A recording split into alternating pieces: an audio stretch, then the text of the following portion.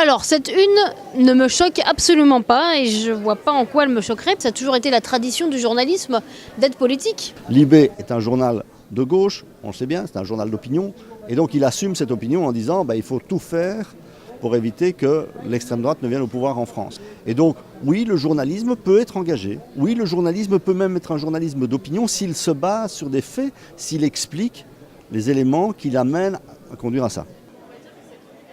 Il y a quelque chose d'effectivement choquant dans cette une, mais qui n'est pas nécessairement illégitime et qui montre aussi l'indépendance du journal par rapport à certaines positions qu'a pu prendre Emmanuel Macron et qui n'étaient pas dans sa campagne. Le problème principal que j'ai avec cette une, c'est que, in fine, le rédacteur en chef a quitté le journal ou a été sanctionné. Que l'on peut trouver qu'il peut y avoir une erreur d'interprétation de l'image qui monte, parce que les barbelés ont deux significations.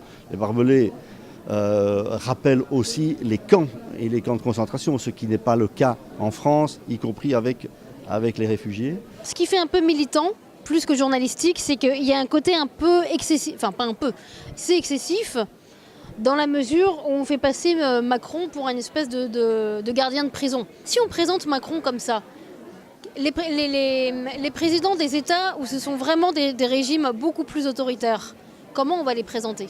L'émotion et l'information, si on se limite de nouveau à l'émotion et que derrière on ne met pas d'analyse, de débat, de discussion, on tombe dans le sensationnalisme.